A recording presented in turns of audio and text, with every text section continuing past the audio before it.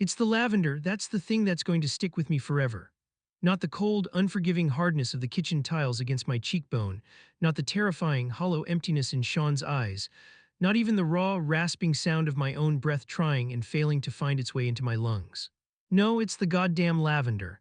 It was coming from one of those stupid, overpriced diffusers Brenda, his wife, had just bought. She was so proud of it. It's supposed to be calming, you know. She'd told me just a week before, smiling her perfect, placid smile. Calming, Jesus. Now the smell of it, any hint of it in a soap, a candle, a stranger's perfume as they walk past me on the street, it just throws me right back there. My throat seizes up, my stomach clenches into a tight, cold knot, and I'm on the floor again. The memory isn't a neat, linear movie. It's a chaotic jumble of sensory snapshots. The pressure of his hands around my neck, so much stronger than I ever would have imagined. He wasn't a big guy, just wiry, deceptively strong. The way his knuckles dug into the soft part of my throat, the faint, almost absurd smell of garlic on his breath from the pasta we'd all shared just an hour earlier. The sheer, baffling why of it all screaming in my head louder than any physical pain. We were friends, we were good friends, and then the sound, it wasn't a siren. It wasn't a neighbor banging on the door. It was the soft, almost delicate pitter-patter of little bare feet on the hardwood stairs. Amira, his 5-year-old daughter, she must have woken up. The pattering stopped at the top of the stairs, followed by a sleepy, confused whimper. Daddy. For a split second, the pressure on my throat actually tightened, as if he was trying to finish the job before she saw.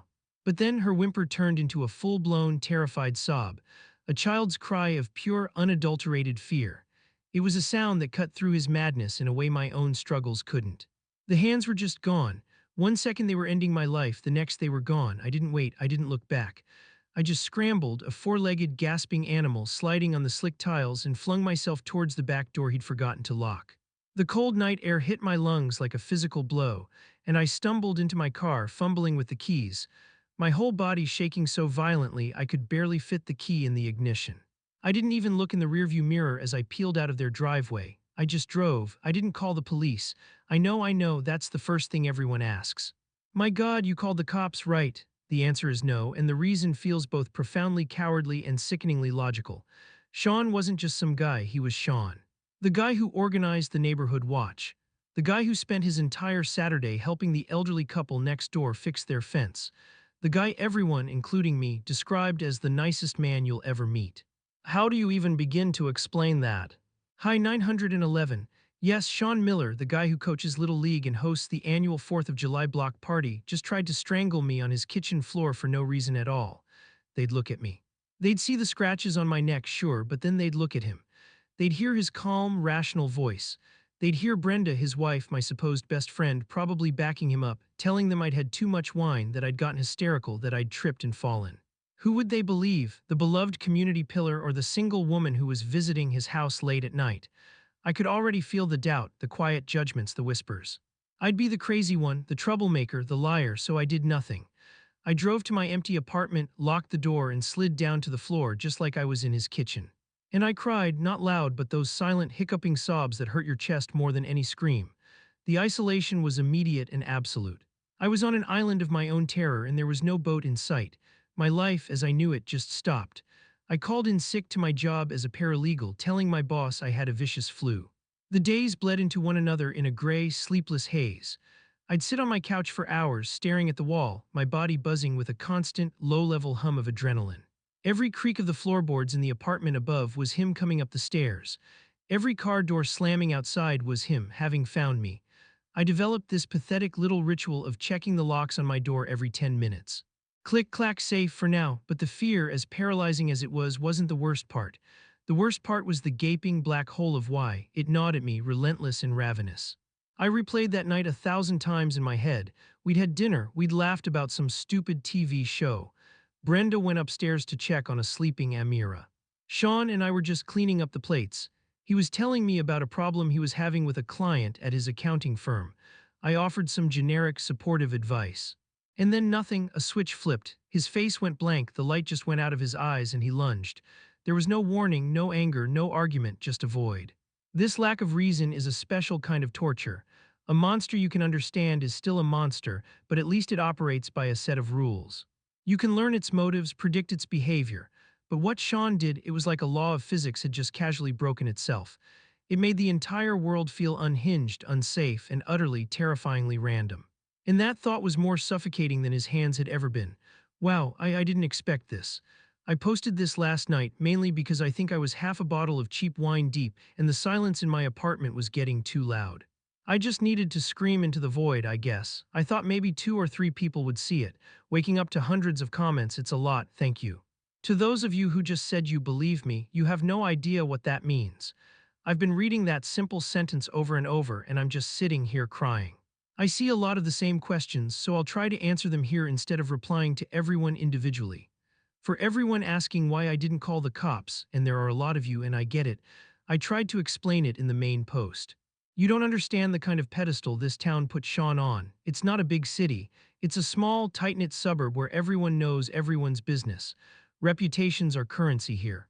Sean's was gold-plated, mine as a single woman who keeps to herself. It's not even bronze. It would have been my word against his, and his word is law around here.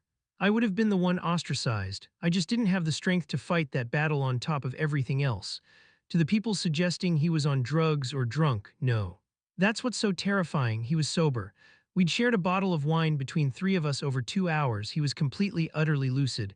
There was no slurring, no stumbling. If anything, he was more focused, more present than I'd ever seen him. That's the part that haunts me, the clarity in his actions. And for those asking if I'm sure I didn't misread the situation, if I didn't do something to provoke him, I wish I could say I did. God, I wish it would be easier to accept if I had screamed at him or thrown a plate. At least then there'd be a reason, a twisted logic I could follow, but there was nothing. We were talking about tax codes, tax codes. Then he was killing me, reading through your comments, though something shifted in me. It was the first time I felt like I wasn't completely insane. A few of you shared your own stories of pillar of the community types who were monsters behind closed doors, and it was like a light went on in a dark room. I'm still terrified. But for the first time, there's a little spark of something else mixed in with the fear. Anger, a cold, hard anger. He doesn't get to break my world and just walk away clean. I don't know what I'm going to do, but I can't keep living like this, a prisoner in my own home, haunted by a ghost that's still alive. I have to know why I have to. That little spark of anger was all it took. It was a foreign feeling after weeks of being marinated in pure fear, and it felt good. It felt like fuel. It wasn't about revenge, not yet. It was about reclaiming my own sanity. I had to make it make sense. So I started where any modern, paranoid person would: social media. I spent 2 solid days doing nothing but scrolling. I went back through years of Sean and Brenda's online lives. His profile was a predictable gallery of suburban perfection.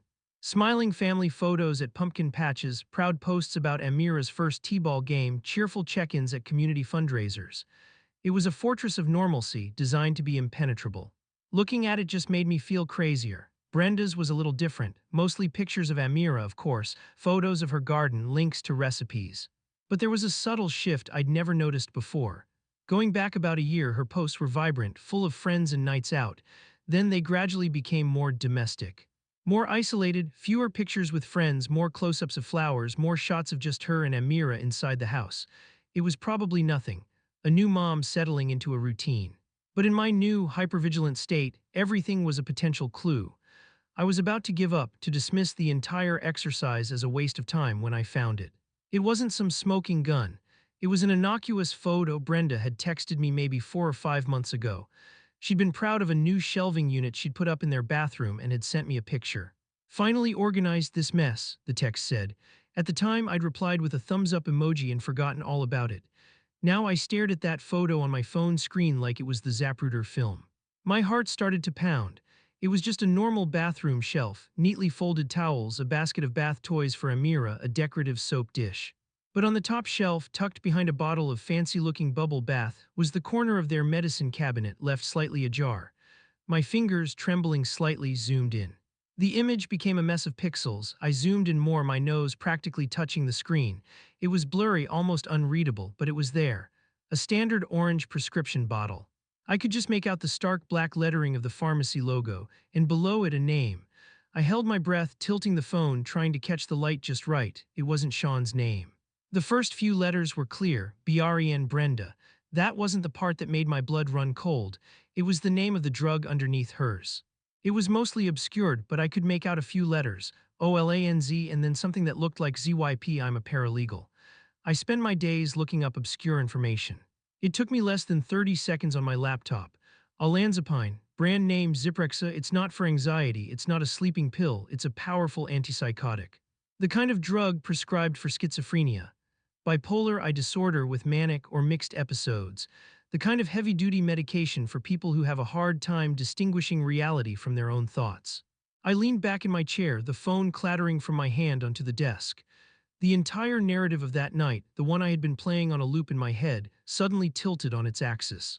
The story wasn't about a man who inexplicably turned into a monster. The story was wrong. I had been focusing on the monster, but I'd completely missed the fact that he might have been trying to slay a dragon I couldn't even see. The discovery of that pill bottle didn't just tilt my world. It shattered it and reassembled the pieces into a picture that was infinitely more terrifying. It was like I'd been watching a horror movie in black and white, and suddenly the color flooded in, revealing details I had been completely blind to. For weeks, I had been the sole protagonist in my own personal nightmare, the victim of a senseless, monstrous act. Now I was just a supporting character in a tragedy far larger and more complex than I could have ever imagined.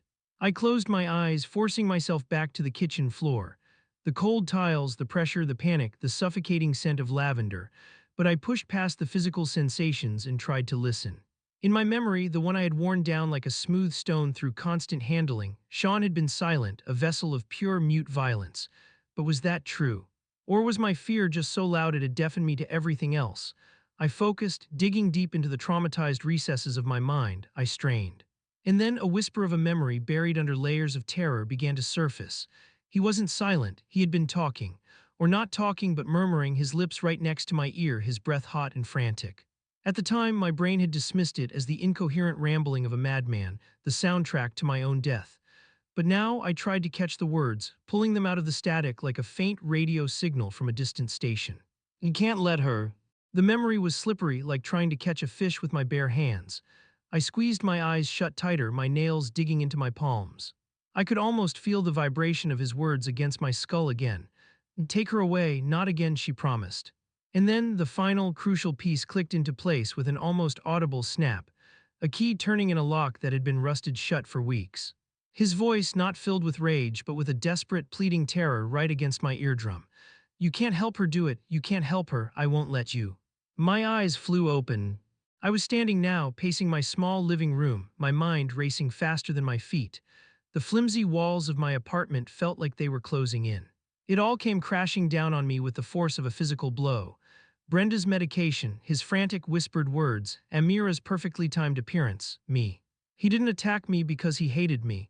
He attacked me because he was terrified of me. In his fracturing mind, his wife wasn't just a new mom struggling with a garden and some shelves. She was sick, dangerously sick, a ticking clock he was forced to live with every single day. And I wasn't her best friend coming over for a casual dinner. I was an accomplice. An ally to the illness he saw threatening to consume his family. My mind flashed back to a conversation I'd had with Brenda on the phone maybe a week before the attack. I replayed it with horrifying new clarity. She'd sounded tired, overwhelmed, her voice thin and strained. She'd said something about feeling like she was losing her grip.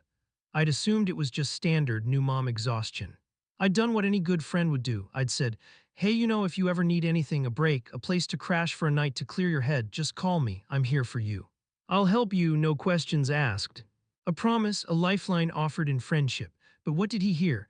If he was living in a paranoid reality where his wife was an unstable threat to their child, what did my offer of help sound like? He must have overheard it. It wasn't a lifeline, it was a getaway car. It was the confirmation of his deepest, most terrifying fear, that Brenda was planning to take Amira and that I was the one who was going to help her do it. My casual, well-intentioned words were to him the final piece of a sinister puzzle. That night in the kitchen, when I was offering him some bland advice about his accounting client, what had he been seeing? He wasn't seeing his friend, the woman who'd known him since college. He was seeing the co-conspirator, the saboteur, the person who was going to help shatter his world. He wasn't trying to murder a friend in a fit of random rage. He was trying, in his own twisted, horrific, and unforgivable way, to stop what he perceived as a kidnapping. He was trying to protect his daughter from the two people he trusted most in the world. He was a man drowning in his own mind, and he was trying to drag me down with him. There was no relief in this revelation. There was no satisfying aha moment, no sense of a mystery solved. The truth, when it finally arrived, was just a heavy, suffocating blanket. It didn't exonerate him, but it damned us all. I stumbled over to my window and looked out at the street below. A woman was walking her dog. A car drove by, music thumping softly. The world was still turning, completely oblivious to the fact that my own personal reality had just been fundamentally and permanently broken. Sean's violence was real. The bruises on my neck, now faded to a sickly yellow-green, were real. The terror was real. But the motive wasn't born of evil, but of a sickness so profound it had warped the very fabric of his love into a weapon. What was I supposed to do with this knowledge? The neat, righteous path of calling the police now seemed impossibly complicated, a moral minefield. Before, it was simple. A monster attacked me. Now, a mentally ill man, likely in the throes of a paranoid delusion, attacked me because he thought he was protecting his child. Reporting him wouldn't just be reporting a crime. It would be detonating a bomb in the middle of an already shattered family. It would mean social services, evaluations, and Amira, the little girl whose cry had saved my life, being thrown into the chaos of a system that rarely has happy endings. It would mean destroying Brenda, who was clearly already fighting her own silent, terrifying war. I felt a profound and chilling sense of responsibility. I was the only one who knew the full shape of the story. I held all the pieces. I could expose him, get my justice, and in the process potentially ruin the lives of 3 other people. Or I could stay silent, swallow the trauma, and let this horrible, tangled secret fester inside me forever, a poison with no antidote. My survival no longer felt like a victory. It felt like a curse. I had escaped the kitchen, but I was now trapped in the aftermath, a warden in a prison of my own knowledge. I had survived Sean's hands only to be strangled by the truth. There was no justice to be found here, no clear right or wrong. There was only a terrible, tragic mess and the crushing weight of what to do next. The lavender scent was the trigger for the memory of the attack, but this new understanding was the true haunting. It was the ghost that would follow me long after the bruises were gone, the quiet whisper reminding me that sometimes the most monstrous things are done for reasons we can almost horribly understand. It's been a few weeks. I wanted to post one last time for those of you who followed this and offered support, and then I'm done. I'm deleting this account and trying to move on, whatever that means. I decided not to do anything. No police, no confrontation, it's not forgiveness. I don't think I'll ever be capable of that, it's triage. Choosing the least catastrophic outcome in a situation with no good options. Then yesterday I saw her, Brenda. I was in the grocery store in the canned goods aisle trying to remember if I needed chickpeas or black beans. I looked up and she was at the other end of the aisle holding a can of crushed tomatoes, studying the label. She looked fine, normal, her hair was brushed, she was wearing a clean, simple dress. For a second my heart hammered in my chest. I wanted to run, to hide behind a pyramid of soup cans, but I just stood there, frozen. She put the can in her cart and turned. And as she did, her elbow bumped a display, and a can of corn fell to the floor with a loud, hollow clatter. It was what happened next that will stay with me forever. For just 1 second, a single solitary second before her social mask snapped back into place, her face changed. The placid, suburban mom expression dissolved. And underneath it, I saw it. It wasn't the embarrassment of dropping something in public. It was a flash of pure, undiluted animal terror, a wide-eyed, hunted look. The look of a prisoner who hears the warden's footsteps approaching her cell. It was the most profound and hopeless fear I have ever seen on a human face. Then, just as quickly as it appeared, it was gone. She blinked, a small, polite smile fixed itself on her lips, and she bent down to pick up the can, her movements smooth and practiced. She glanced up, her eyes swept right past me without a flicker of recognition, and she continued on her way. And I understood, it wasn't just his delusion, it was so much worse. I don't know who the patient is anymore. Maybe they both are, maybe she's terrified of him, or maybe she's terrified of herself, it doesn't matter. They're trapped in that house together in a silent, smiling hell. I'm getting out. I put in my 2 weeks' notice. I'm moving to a new city where no one knows my name and the houses don't have ghosts. Thank you all for listening. Be safe out there.